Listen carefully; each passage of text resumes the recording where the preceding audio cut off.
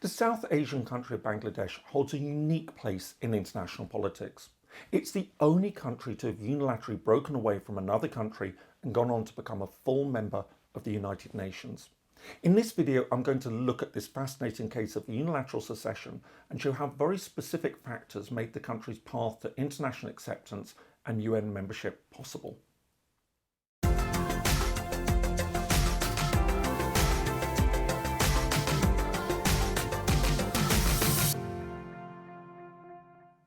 Hello, my name is James Ker-Lindsay. Welcome to Independent Thinking, a channel dedicated to international relations, statehood, independence, and the origins of countries.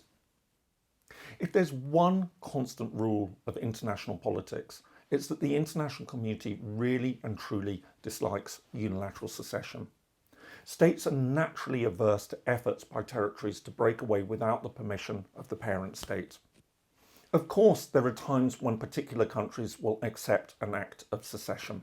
This may be due to pragmatic factors, as happened when a number of Western countries decided to support Kosovo's declaration of independence from Serbia in 2008. At other times, a country may decide to recognise a breakaway territory for specific domestic or foreign policy reasons.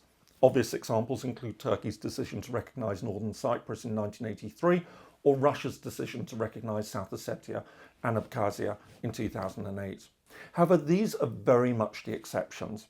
While individual countries, and sometimes even groups of countries, may decide to recognise a new state that has broken away unilaterally, it's practically unknown for the international community as a whole to accept an act of unilateral secession.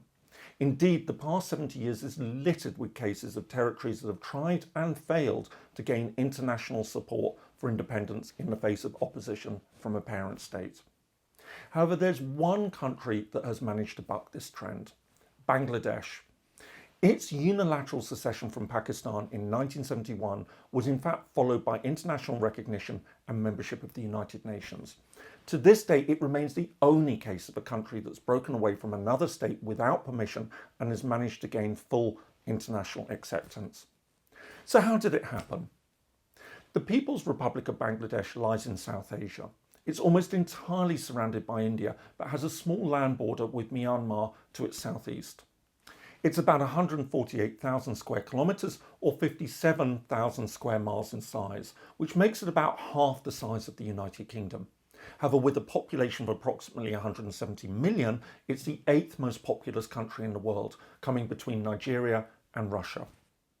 The story really starts with the partition of India in 1947.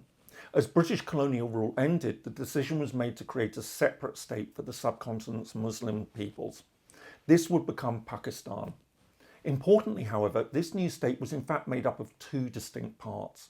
To the west lay the main bulk of the country. Meanwhile, over 1,000 miles to the east lay another province of the country, East Bengal, which was officially renamed East Pakistan in 1955. From the very start, the two parts of the country were divided not only by geography, but also by politics, language and culture. There was also a sense in East Pakistan that it was regarded as inferior by the Pakistani central government based in the west of the country. From the mid-1960s, civil unrest began to emerge in the province, which led to calls for greater autonomy from the rest of Pakistan. On 26th of March 1971, matters came to a head following contested elections. Political leaders in East Pakistan declared independence as Bangladesh, as Pakistani government forces launched a major crackdown on the province. In the months that followed, the conflict intensified. Reports emerged of mass atrocities by Pakistani forces and their allies in the province, including acts of genocide. As a result, international opinion began to turn against Pakistan. In addition, up to 10 million people fled East Pakistan into neighbouring India, which supported the Bangladesh separatist forces. On 3rd of December 1971, following an attack by Pakistan, India formally entered the conflict. As well as sending troops into Bangladesh, it also recognised the country's independence. This had a decisive effect on the course of the war. Just 2 weeks later, on the 16th of December, Pakistani forces in East Pakistan surrendered. In the months that followed, many countries decided to follow India and accept Bangladesh's claim to independence. For example, Burma, Bangladesh's other land neighbour, recognised it in mid-January 1972. However, the first major power to recognise Bangladesh was the Soviet Union on the 25th of January 1972. As well as enjoying close relations with India, Moscow supported the new country as it saw it as a chance to weaken Pakistan, a key US ally in the region. 10 days later, on the 4th of February, Britain became the first major Western country to recognise the new state, a decision shaped by economic interests in the country. Bangladesh was a major tea growing area, and concerns about growing Soviet influence in the country if it didn't act. Then, on the 14th of February, France also recognised Bangladesh. This left the United States. Even though it was indeed close to Pakistan, Washington was also worried about the possibility of Indian and Soviet influence over the new country if it didn't accept the reality of the situation. Faced with growing international acceptance of the new state, not least of all by its close Western allies, Washington therefore recognised Bangladesh on the 4th of April 1972. As a result, and for different reasons, Bangladesh's independence was soon accepted by the large part of the international community. However, this wasn't quite the end of the story.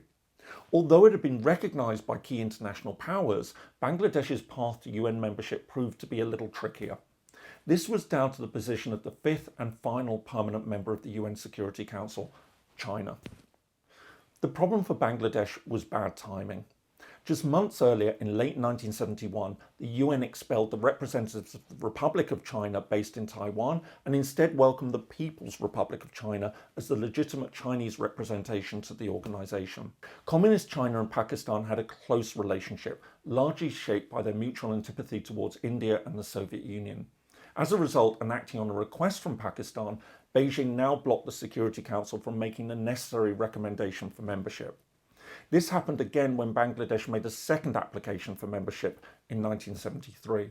However, in early 1974, and following pressure from many countries, Pakistan finally bowed to the inevitable and recognised Bangladesh as an independent state.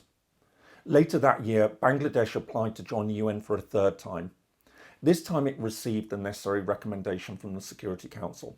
On the 17th of September 1974, the UN General Assembly accepted Bangladesh as the organisation's 136th member. So, while individual countries may occasionally accept acts of secession, as a whole the international community dislikes efforts by territories to break away without permission. Indeed, since 1945, Bangladesh is the only country to have managed to unilaterally secede and still gain widespread acceptance, leading to full UN membership. As was shown, Bangladesh's path to statehood was in fact down to a number of specific factors. Quite apart from the considerable geographic distance between the two parts of Pakistan created by the partition of India in 1947 and the long history of discrimination against East Bengal, the serious atrocities committed during the War for Independence certainly had an effect. However, the key factor was India's decision to intervene and recognise the new country. Faced with Bangladesh's effective statehood and fearing that other countries would capitalise on the situation if it didn't act, the Soviet Union and then the Western powers chose to recognise Bangladesh. In this sense, it was the product of a specific set of Cold War geopolitical circumstances. However, even though Bangladesh was able to gain its independence from Pakistan, and this had been widely recognised, it was not until that independence had been accepted by the Pakistani government that Bangladesh was then able to join the United Nations. In this regard, it's worth noting that even though Bangladesh is a unique case of unilateral secession that gained general international acceptance, to this day there hasn't been a case where a country has seceded and successfully joined the UN against the wishes of the former parent state. For all these reasons, when it comes to unilateral secession, Bangladesh truly is the exception that proves the rule. I hope you found the video interesting. If so, here are some others that you might like, and please do share it with anyone else who might be interested. And perhaps consider subscribing for more content in future. I post new videos every Friday. Thanks so much for watching, and see you again soon.